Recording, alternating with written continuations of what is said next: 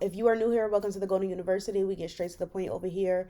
I break down things in an easy, digestible way, consumer law specifically, so that you don't get deterred from your credit or any other violations that companies are doing to you, and just say, forget everything. Because that's a lot of the times why people get frustrated because they don't understand the steps, they don't understand the strategy, and they don't understand consumer law in general.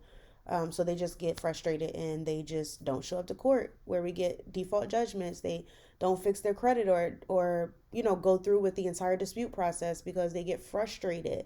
So I want to take a lot of that frustration out of it, by just simply explaining things in a way that you guys can understand as everyday consumers. All right. So debt validation letters explained. Okay. How this helps escalation, because there's always going to be an escalation process. When you are going through a dispute process, it's going to be a beginning and an end, and each step is the next escalation. Okay, so timeline shows when each company received notice and responded. Okay, so this is a part of debt validation. When you are sending out your disputes, every time you send out your dispute, you should be sending certified mail, return receipt requested. All right. So this timestamps when you sent it out and if they got it and when they got it. All right.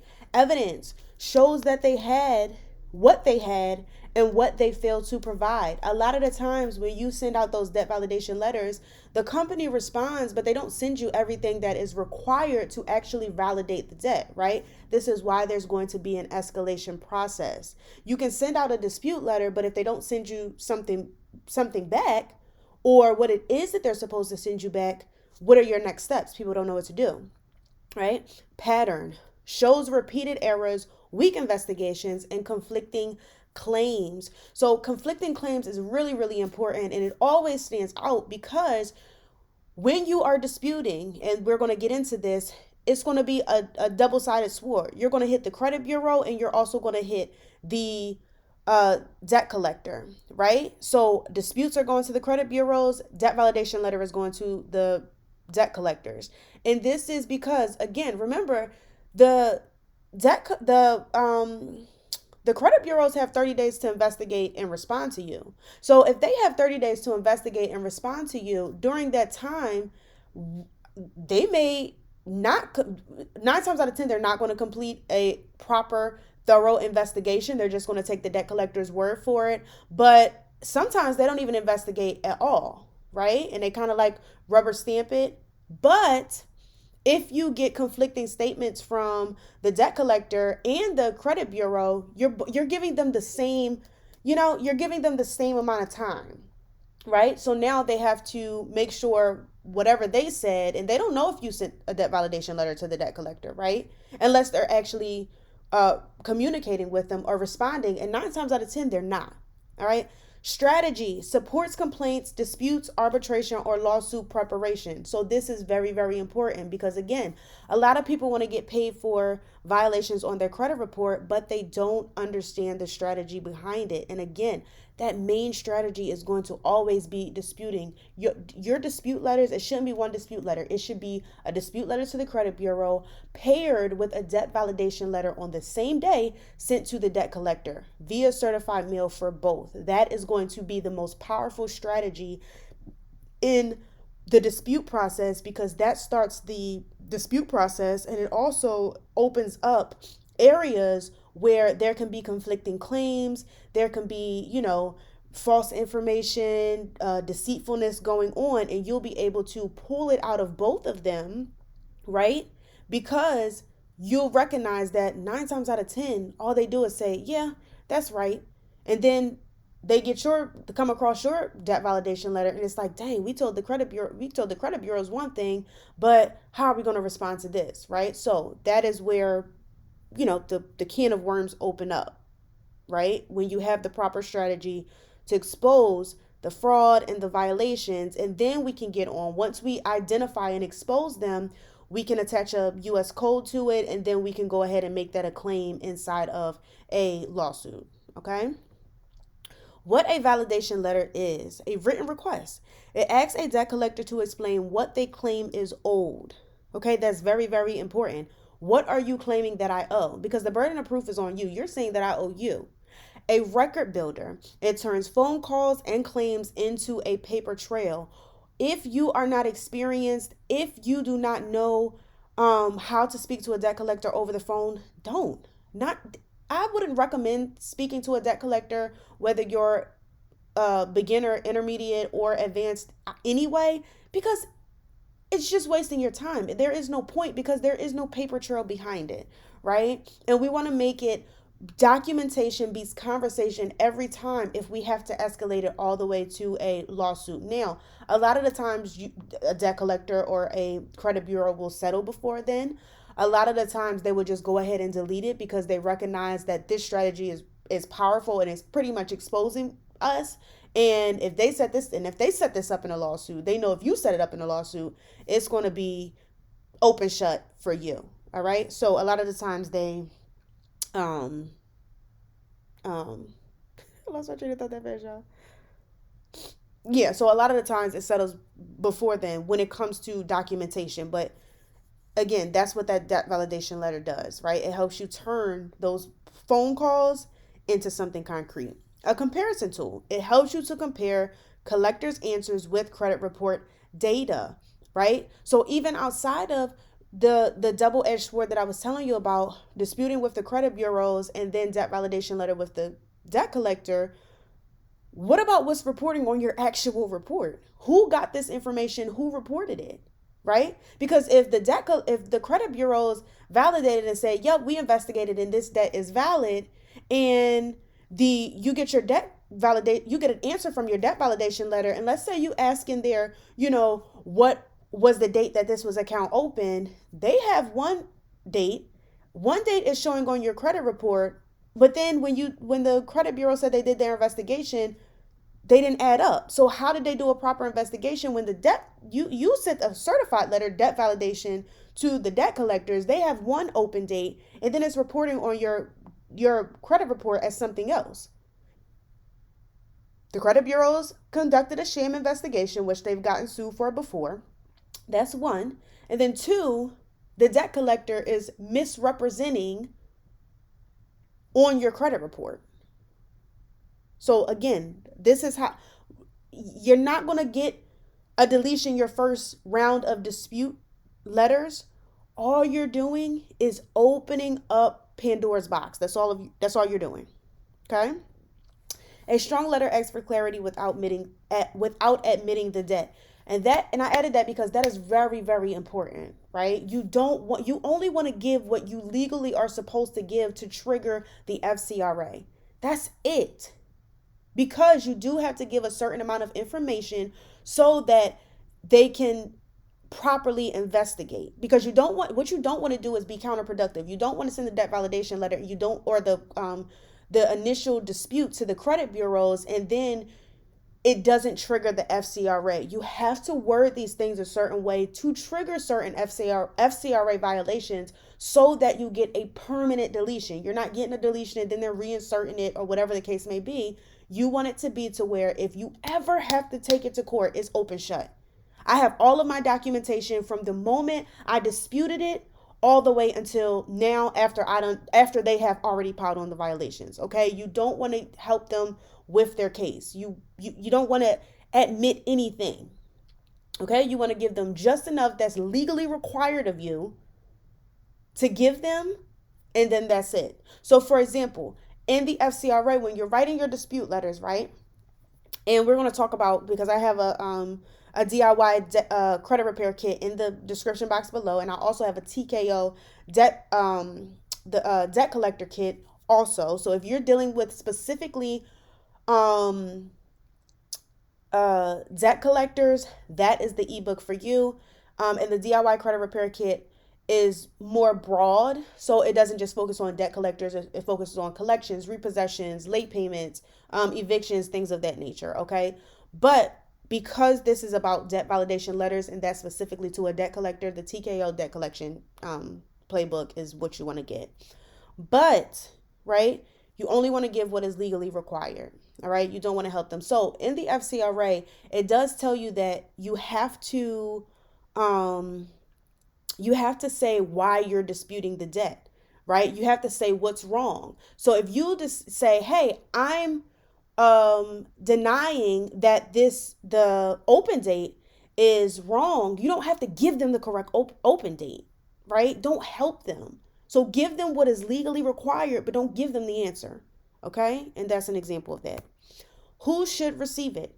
Because a lot of the times people dispute things on their credit report and they don't know, they hear debt validation, debt validation, debt validation, but a lot of people, because they're new and they're unfamiliar with consumer law, dispute processes, all of these things, they think a debt validation letter is for all types of debt, and it's not. It's specifically for third party debt collectors. So a debt buyer, the company claiming it bought the account. So that's what a lot of you guys are dealing with, is debt buyers.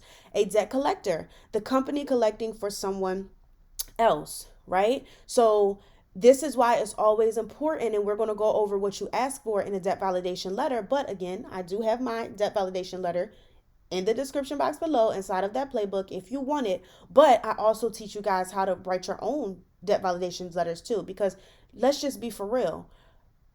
You can't always predict everything that's going to happen, right? So we'll get into the school community and everything like that, but you cannot always predict what's going to happen or how your case is going to turn out, right? Debt collector, the company collecting on someone else. So when you are going through the dispute process, there's going to be a moment in time where you ask them, what is your position, right? Did you purchase the debt? Are you collecting on behalf of? Because a lot of the times, debt collectors will come back to you and say, hey, this is so-and-so, and we're collecting on behalf of Capital One, right? And you have to fact check that. Sometimes it's the truth. Sometimes it's a lie. And how you fact check that is you're going to go back to the credit bureau, the original creditor, and say, hey, when did you sell this debt? Who did you sell it to? Right? Because I need to know these things, because during this whole time, right, of disputing, you want to ask certain questions that's going to back them up into a corner, right? And that's another form of being strategic. That's another strategy that you can use when you are on your disputing process. What if you send a letter to the original creditor, the initial dispute letter to the credit bureau, and again, your debt validation letter to the third party debt collector that's showing up on your credit report that's saying that they now own the debt and that they're collecting, right? I want to know your stance. Are you collecting on behalf, or did you purchase the debt? I want you to tell me everything about this debt, right? How was it opened? Do you have the proper chain of assignment? Who was the original creditor? And I'm also going to take it a step further, and I'm going to ask the original creditor, hey, when did you sell this debt and who did you sell it to? And let me explain why that's super important, because it exposes a flaw in the chain of assignment. So for example, if a debt collector is supposed to tell you, because debt collectors purchase from other debt collectors, if it got from Capital One, then it went to LVNV, then it went to Collection City, right? Collection City can't say, hey, we purchased this debt from Capital One, or we got this debt from Capital One, or they lie and say we're collecting on behalf of Capital One, right? Because you're supposed to show me everybody that it went to. You're being deceitful when you say, hey, this just popped in our laps from Capital One. How? Because you also have to remember that date of first delinquency, if it has to stay the same from the original creditor. So now we're going to get into re-aging violations, right? Debts that are on your report longer than it has to be. You're like, wait, I know when I look at the details of this debt, this says it was a debt from Capital One. It got sold to a third party debt collector, and now another debt collector is trying to pick it up on another open date. This is the type of deceitfulness that they do, right? So you have to make sure that chain of assignment is unbroken. It went from this person to this person to this person, right? Because as it goes down, they have less time. They can't change the date. Just because Collection City purchased it from LVMV, right? That original date of first delinquency, when the account went into the negative and you weren't able to collect on it anymore, it has to stay the same. So a lot of the times what debt collectors will do will give their selves more time to collect on the debt or try to re-age so the statute of limitations can start over for suing you and things like that.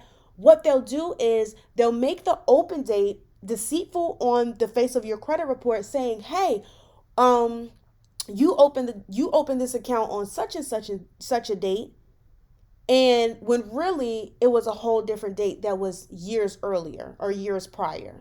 All right, so hopefully you guys are following me and understood that. And also too, I'll answer comments. So if you have a question, put it in the description box below and I will bring some type of clarity and answer it for you. All right, so that's really important. That chain of assignment is really important. And again, there's a more than one way to skin a cat, but again, those are a few methods that you just want to make sure it's concrete, right? You want to be strong off the gate. I'm putting all three of y'all in the hot seat at the same time. At the same time, ain't no way y'all communicating with each other that well out of all the disputes that come together that the credit bureau's got the same answer, the debt collector has the same answer, and the original creditor has the same answer all at the same time. And they give you all of the information that you asked for. It ain't gonna never happen. All right. The FCRA path starts with the bureaus. Again, we kind of briefly touched over it.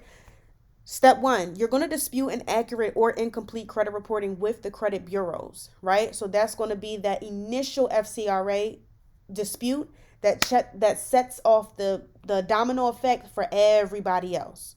All right. Step 2, the bureau gives notice to the furnisher and starts the FCRA investigation process, right? So when you dispute directly with the credit bureaus, it triggers a section in the FCRA that now, right, the debt collector is required to do an investigation. So if you dispute directly with the debt collector and you don't dispute first with the credit bureau, it doesn't trigger the FCRA. So later on, you can't bring forth claims because they're going to say, well, they never disputed with the credit bureaus and the credit bureaus never forwarded anything to us. This debt validation letter is just a step in the process. That's what I want you guys to understand, because a lot of people think, oh, all I have to do is send a debt validation letter, and if they don't send me everything that I want, then account deleted. And that's not how it works. We work off of principle, strategy, and real life situations, y'all. I'm never going to sell y'all this dream of this magical debt validation letter that's going to get you a deletion in one day. Is it possible? Does it happen? Yes, right? But at the same time, it's just not realistic for everybody or the majority of people for that matter. It's only a step in the process, but don't forget, it's a very important step in the process, okay? So once you dispute with the credit bureaus, they send it over to the debt collector, making it mandatory now. And then again, in between here, it's that step of, if you want to take it a step further and then go ahead and make sure the debt collector, just as an added layer, the debt collector isn't lying, which 9 times out of 10 they are. I want you to send a letter to the original creditor and say, hey, when did you sell this date? When did you sell this debt? Who did you sell it to? Because that's going to be the first person. And if it doesn't match what's on your credit report, the debt collector on your credit report, if LVMV is reporting or trying to collect on the debt on your credit report, and you send that letter to the original creditor and they say, no, we sold this to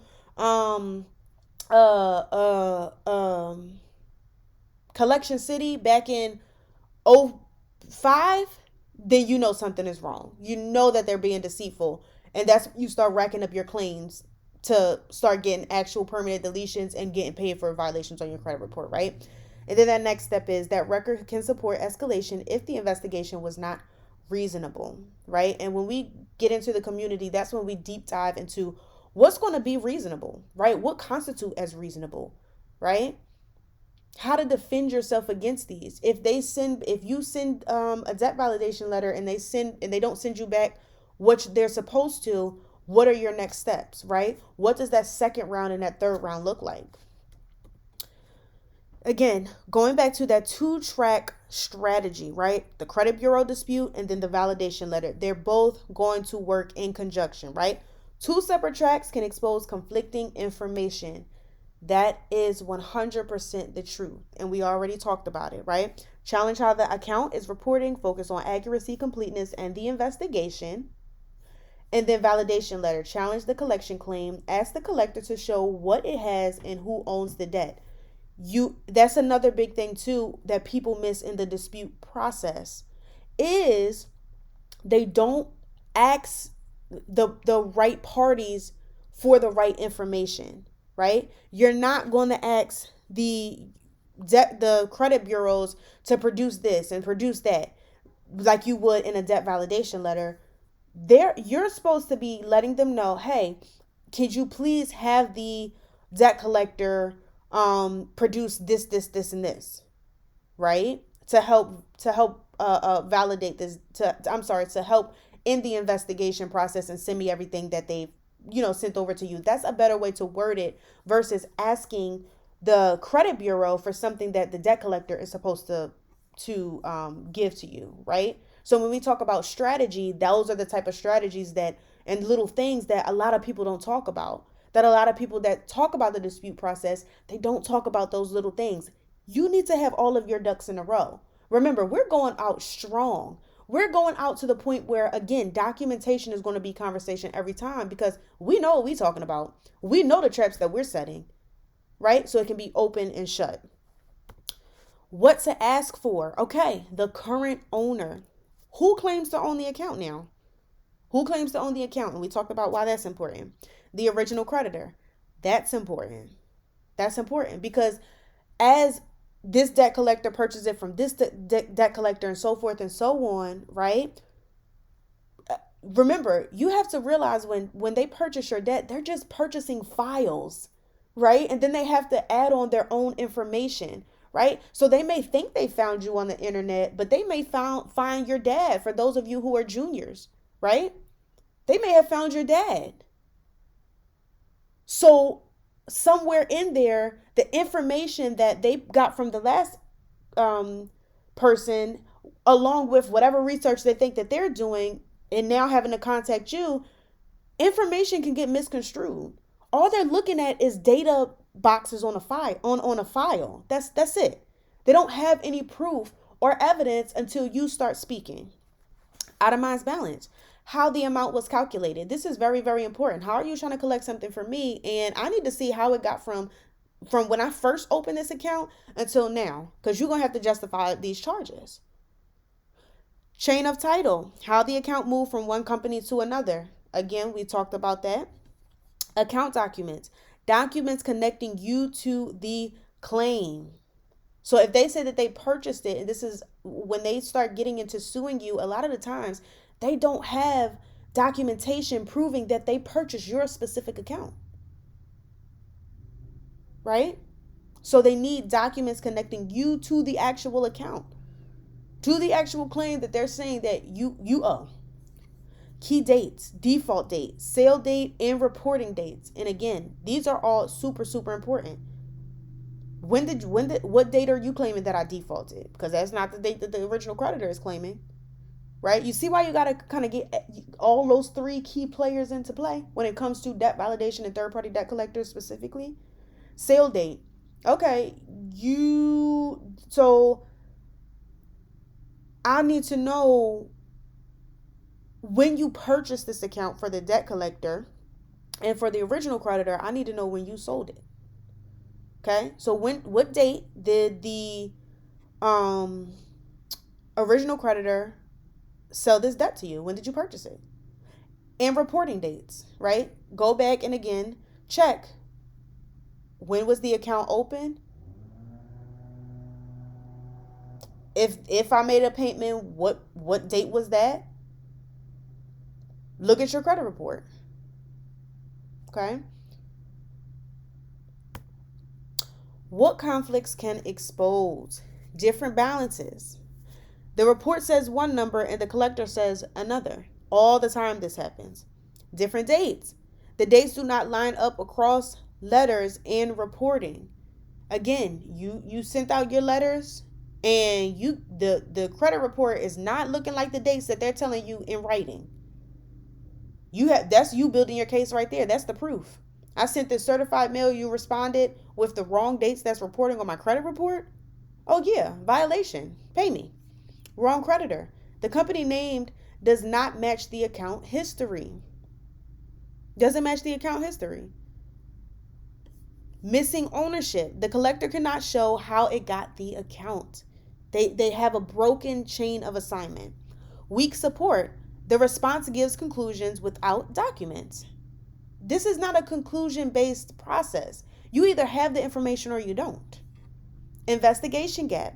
The Bureau verified while the collector lacked support. So if you're telling me that I sent out my debt validation letter, and I asked for specific things, because I asked for a lot of things in my debt validation letter, right? You're telling me that you can't produce certain things that you're legally supposed to be obligated to do, and the credit bureau verified it anyway? So what information did you get? So now I want to go back to the credit bureau. Well, here's in writing that they told me that they don't have this information, or they told me something different than what's on my credit report. So how did you do a proper investigation when they sent to me in mail dates that were wrong, but it's reporting differently on my credit report? What investigation did you do? Watch how quick they delete that account. It's about strategy and exposing. And again, we're only telling them what we're legally obligated to tell them to trigger the FCRA. All right? Strong letter ingredients. Identify the account. We're kind of piggybacking off of the last slide. Dispute the debt, right? State that you dispute the debt and request validation. Request documents. And we kind of went over all of them, the most important ones. Protect your words. Do not admit the debt or promise payment. That's another one. You guys are trying to dispute and settle at the same time. It's not happening. It's not going to work. A lot of people fail because they don't have the right strategy. They start panicking. They don't understand. They think that debt collectors are really working with them. They think the credit bureaus are really working with them and on their side. They're not. Use dates, right? Reference the date of the collector contact. You contacted me on such and such a date to say such and such a this. That lets them know that, hey, oh, they're paying attention. They've been keeping track.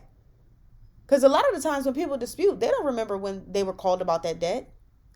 Keep track of everything, right? And keep proof. Save copies, envelopes, tracking, and responses. Because again, if you ever have to escalate it, that's going to be your bread and butter right there, right? Red flags in the response.